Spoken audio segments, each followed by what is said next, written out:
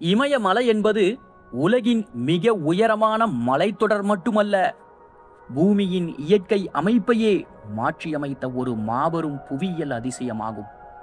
ஆசியாவின் காலநிலை, நதிகள், காடுகள், பனிப்பாறைகள், உயிரியல் பன்முகத்தன்மை மற்றும் கோடிக்கணக்கான மக்களின் வாழ்வை நிர்ணயிக்கும் இந்த மலைத்தொடர் இயற்கையின் மிக பிரம்மாண்டமான படைப்புகளில் ஒன்றாக கருதப்படுகிறது. பனியால் ஒளிரும் சிகரங்கள், ஆழமான பள்ளத்தாக்குகள், உலகின் மிகப்பெரிய பனிப்பாறைகள் மற்றும் ஆயிரக்கணக்கான உயிரினங்களை கொண்டிருக்கக்கூடிய இமயமலை பூமியின் உயிருள்ள இயற்கை அரணாக இன்று வரைக்கும் உயர்ந்து நிற்கிறது. இமயம் என்ற சொல்லுக்கு பனி என்றும், ஆலயம் என்ற சொல்லுக்கு இல்லம் என்றும் பொருள். அதனால் இமயமலை என்பது பனியின் இல்லம் என்ற அர்த்தத்தை தருகிறது. உலகம் முழுவதும் ஹிமாலயா என்ற பெயரால் அறியப்படும் இந்த மலைத்தொடர் ஆண்டு முழுவதும் பனியால் மூடியிருப்பதால் இந்த பெயரை பெற்றிருக்கிறது. வடதுருவம் மற்றும் தென்துருவத்திற்கு பிறகு உலகின் மிகப்பெரிய பனிக்கட்டி களஞ்சியமாக இருப்பதால் இதனை விஞ்ஞானிகள் பூமியின் 3வது துருவம் என்றும் அழைக்கிறார்கள். இமயமலை சுமார் 2400 கிலோமீட்டர் நீளத்திற்கு பரவி இருக்கிறது. இந்தியா, நேபாளம் மற்றும் பூட்டான் வழியாக திபெத்தின் கிழக்கு பகுதிகள் வரை நீள்கிறது. இதன் அகலம் 200 முதல் 400 கிலோமீட்டர் வரை மாறுபடுகிறது. இந்த மாபெரும் மலைத்தொடர் ஆசிய கண்டத்தின் வடபகுதியில் ஒரு இயற்கை சுவரை போல அமைந்து காலநிலையையும் பருவமழையையும் ஆழமாக பாதிக்கிறது. சுமார் 5 முதல் 6 கோடி ஆண்டுகளுக்கு முன்பு இந்திய நிலத்தட்டு வடக்கு நோக்கி நகர்ந்து யுரேசிய நிலத்தட்டோடு மோதியது. இந்த மோதல் சாதாரண புவியியல் நிகழ்வு அல்ல. கடலின் அடிப்பகுதியில் இருந்த பாறைகளே ஆயிரக்கணக்கான மீட்டர் உயரத்திற்கு மேலெழுந்து உலகின் மிகப்பெரிய மலைத்தொடராக உருவானது. இன்று கூட இந்திய நிலத்தட்டு தொடர்ந்து நகர்ந்து கொண்டிருப்பதால் இமயமலை ஆண்டுக்கு சில மில்லி மீட்டர்கள் உயர்ந்து கொண்டிருப்பதாகவும் புவியியலாளர்கள் கூறுகிறார்கள். இமயமலை ஒரே மாதிரியான மலை அல்ல.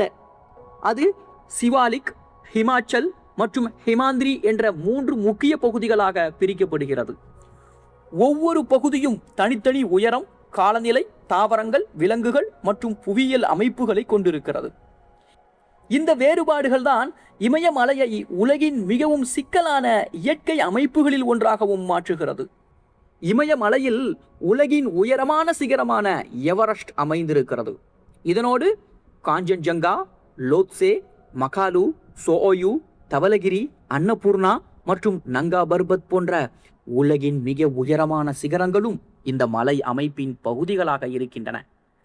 இமயமலையின் வடமேற்கில் அமைந்திருக்கக்கூடிய காராகோரம் மலைத்தொடரில் உலகின் 2வது உயரமான சிகரமான K2 இருக்கின்றது.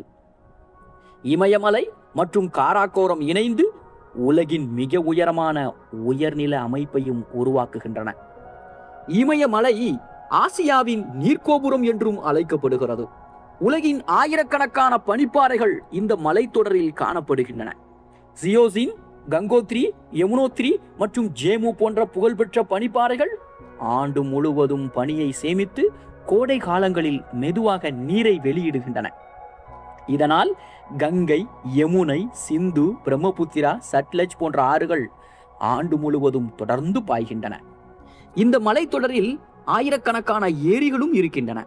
பனிப்பாறைகள் உருகி உருவான பாங்காங்சோ, சோமுர்ரி, குடோங்மார் போன்ற உயரமான ஏரிகள் உலகின் மிக ஆழமான நன்னீர் மற்றும் உப்பு நீர் ஏரிகளில் அடங்குகின்றன. இந்த ஏரிகள் அரிய நீர்வாழ் உயிரினங்களுக்கும் இடம்பெயரும் பறவைகளுக்கும் முக்கிய வாழ்விடமாகவும் விளங்குகின்றன. இமயமலையின் அடிவாரங்களில் வெப்பமண்டல காடுகள் காணப்படுகிறது. உயரம் அதிகரிக்க அதிகரிக்க மிதவெப்ப காடுகள், தேவதாறு மற்றும் ஊசி இலை மரக்காடுகள், ரோடோடென்ட்ரான் மலர்காடுகள், ஆல்பைன் புல்வெளிகள் மற்றும் இறுதியில் நிரந்தர பனிப்பகுதிகளும் உருவாகின்றன. சில கிலோமீட்டர் உயர வேறுபாட்டிலேயே உலகின் பல்வேறு காலநிலை மண்டலங்களை பார்க்க முடிவது இமயமலையின் மிகப்பெரிய சிறப்பு. இமயமலை உலகின் அரிய விலங்குகளின் பாதுகாப்பான இல்லமாகவும் இருக்கிறது. பனிச்சிறுத்தை, சிவப்பு பாண்டா, இமயமலையின் கருப்பு கரடி, கஸ்தூரிமான், நீல ஆடு, இமயமலையின் ஓநாய், மர்மாட் மற்றும் பல அரிய உயிரினங்கள் இங்கு வாழ்கின்றன. அதைப்போல இன்னும் இமயமலை மொனால், தங்கக்கழுகு, லாமர்கயர் போன்ற பறவைகள் இந்த மலைத்தொடரின் உயிரியல் செல்வத்தை மேலும் சிறப்பாக்குகின்றன. இமயமலையின் காடுகள் மருத்துவ தாவரங்களின் பொக்கிஷமாகும். ஆயுர்வேதம், சித்தம் மற்றும் திபெத்திய பாரம்பரிய மருத்துவத்தில் பயன்படுத்தப்படும் எண்ணற்ற அரிய மூலிகைகள் இங்கு வளர்கின்றன. உயரமான நிலப்பரப்பு, தூய்மையான காற்று மற்றும் குளிர்ச்சியான காலநிலை காரணமாக இங்கு வளரும் பல தாவரங்கள் உலகின் வேறு பகுதிகளில் காணப்படாத மருத்துவ குணங்களையும் கொண்டிருக்கின்றன. இந்திய பெருங்கடலிலிருந்து வரும் ஈரமான பருவமழை மேகங்களை இமயமலை தடுத்து நிறுத்துவதால் இந்தியா, நேபாளம், பூட்டான் மற்றும் வங்கதேசத்தின் பெரும்பாலான பகுதிகளில் வளமான மழையும் பெய்கிறது. அதே நேரத்தில் வடக்கிலிருந்து வீசும் கடுமையான குளிர்காற்றையும் இமயமலை தடுத்து தெற்காசியாவின் காலநிலையை சமநிலைப்படுத்துகிறது.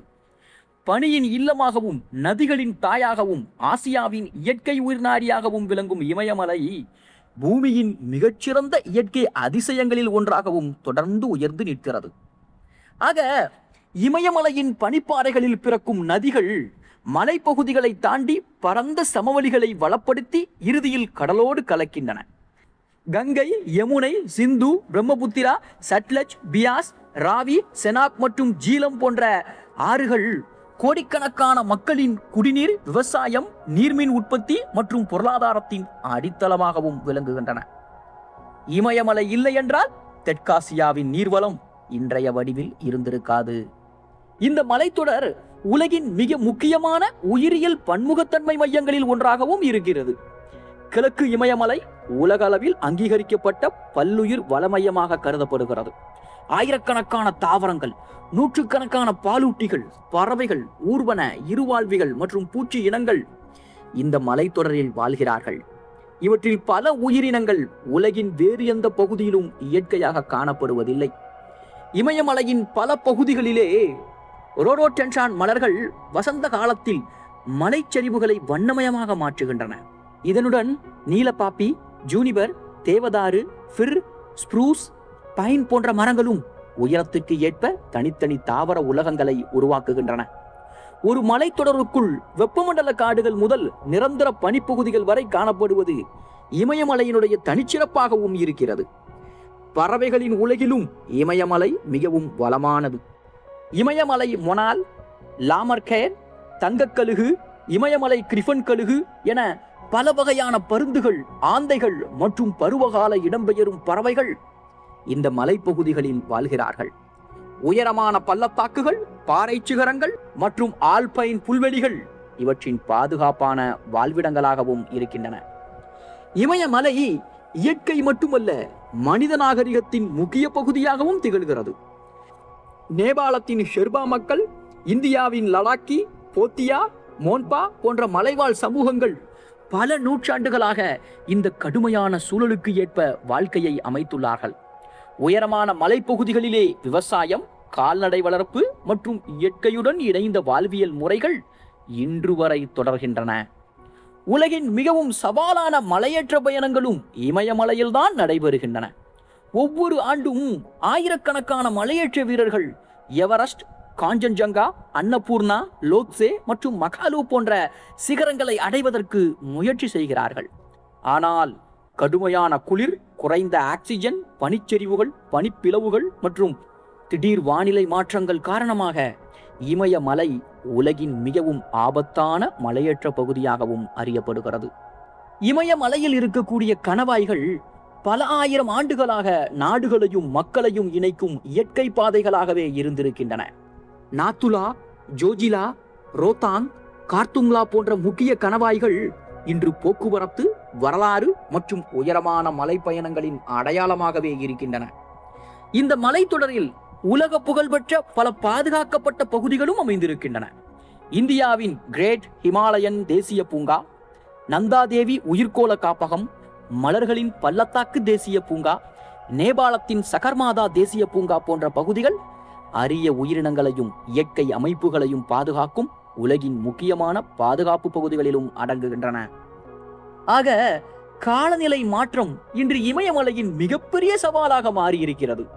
உலக வெப்பநிலை அதிகரிப்பதால் பல பனிப்பாறைகள் வேகமாக உருகி வருகின்றன.